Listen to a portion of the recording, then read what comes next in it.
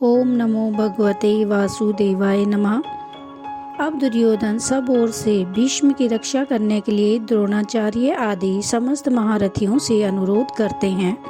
आयनेषु च सर्वेषु यथा भागमवस्थिता भीष्ममेवाभिरक्षन्तु भवन्तु सर्व एव हि। इसलिए सब मोर्चों पर अपनी अपनी जगह स्थित रहते हुए आप लोग सभी निसंदेह भीष्म पितामह की ही सब ओर से रक्षा करें। इसमें पितामह भीष्म अपनी रक्षा करने में सर्वथा समर्थ हैं।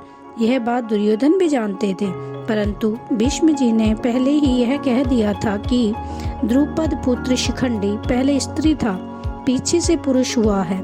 स्त्री रूप में जन्म होने के कारण मैं उसे अब भी स्त्री ही मानता हूँ। स्त्री जाति पर वीर पुरुष शस्त्र प्रहार नहीं करते, इसलिए वह सामने आ जाएगा तो मैं उस पर शस्त्र प्रहार नहीं करूँगा। इसलिए सारी सेना के एकत्र हो जाने पर दुर्योधन ने पहले भी ये सब योद्धाओं को दुशासन को सावधान करते हुए विस्तार पूर्वक यह बात समझाई थी।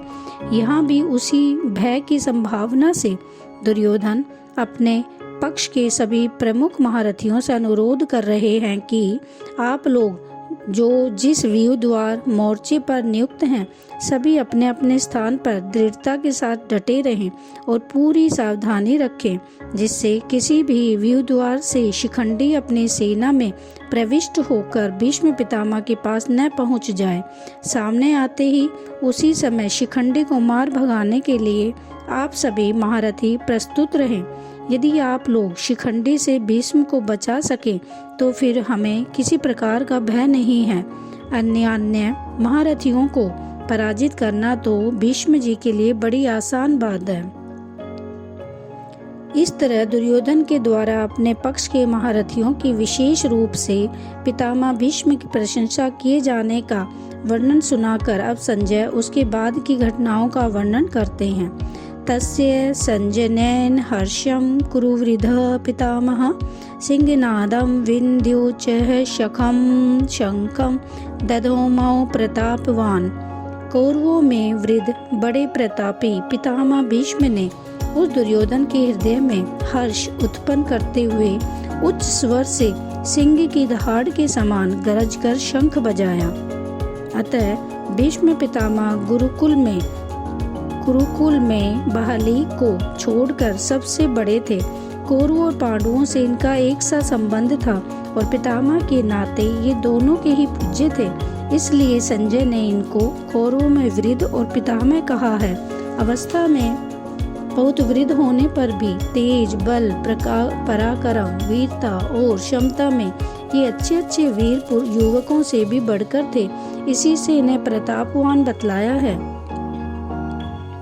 ऐसे पितामह भीष्म ने जब द्रोणाचार्य के पास खड़े हुए दुर्योधन को पांडव सेना देखकर चकित और चिंतित देखा, साथ ही यह भी देखा कि वे अपने चिंता को दबाकर योद्धाओं का उत्साह बढ़ाने के लिए अपनी सेना की प्रशंसा कर रहे हैं और द्रोणाचार्य आदि सब महारथियों को मेरी रक्षा करने के लिए अनुरोध कर रहे हैं, तब पितामह ने अपना प्रभाव दिखलाकर उन्हें प्रसन्न करने और प्रधान सेनापति की हैसियत से समस्त सेना में युद्ध आरंभ की घोषणा करने के लिए सिंह के समान दहाड़ मारकर बड़े जोर से शंख बजाया। इसके पश्चात ततः शंखाश्च भैर्यश्च पणवाणक गोमुख सहस्रवा भयहंत स शब्दस्तु मूलो भवत। अर्थात इसके पश्चात शंख और नगारे तथा ढोल, मृदंग और नरसिंगे आदि बाजे एक साथ ही बज उठे। उनका वह शब्द बड़ा भयंकर हुआ। अर्थात इस श्लोक का अर्थ है, भीष्म पितामह ने जब सिंह की तरह गरज कर और शंख बजाकर युद्ध आरंभ की घोषणा कर दी, तब सब ओर उत्साह फैल गया और समस्त सेना में सब ओर से विभिन्न सेना नायकों के शंख और भांति भांति के युद्ध के बाजे एक ही साथ बज उठे। उनके एक ही साथ बजने से इतना भयानक शब्द हुआ कि सारा आकाश उस शब्द से गूंज उठा। धृतराष्ट्र ने पूछा था कि युद्ध के लिए एकत्र होने के बाद मेरे और पांडु के पुत्रों ने क्या किया? इसके उत्तर में संजय ने अब तक धृतराष्ट्र के पक्ष वालों की बात सुनाई। अब पांडवों ने क्या किया उसे 5 श्लोक में बतलाते हैं।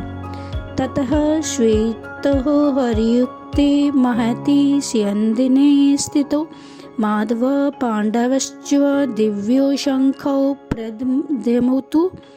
अर्थात इसके अनंतर सफेद घोड़ों से युक्त उत्तम रथ में बैठे हुए श्री कृष्ण महाराज और अर्जुन ने भी अलौकिक शंख बजाए। अर्जुन का रथ बहुत ही विशाल और उत्तम था। वह सोने से मंडा हुआ, बड़ा ही तेजो में, अत्यंत प्रकाश युक्त, खूब मजबूत, बहुत बड़ा और परम सुंदर था। उस पर अनेकों पताकाएं फहरा रही थी। पताकाओं में घुंघरू लगे थे। बड़े ही दृढ़ और विशाल पहिए थे। ऊंची ध्वजा बिजली सी चमक रही थी। इसमें चंद्रमा और तारों के चिन्ह थे और उस पर श्री हनुमान जी विराजमान थे।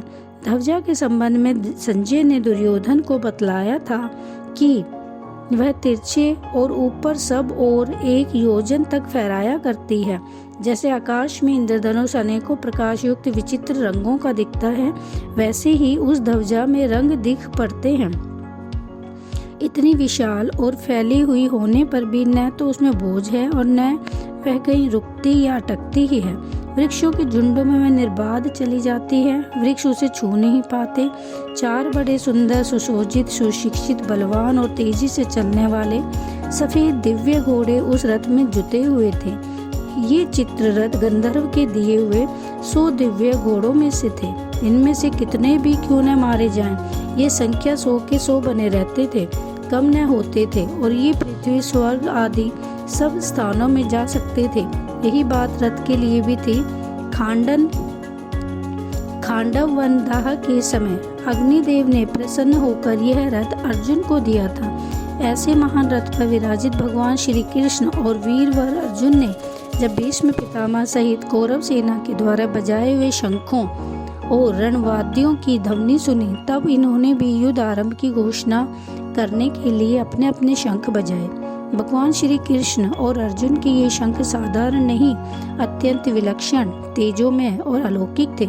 इसी से इनको दिव्य बतलाया गया है। ओम नमो भगवते वासुदेवाय नमः।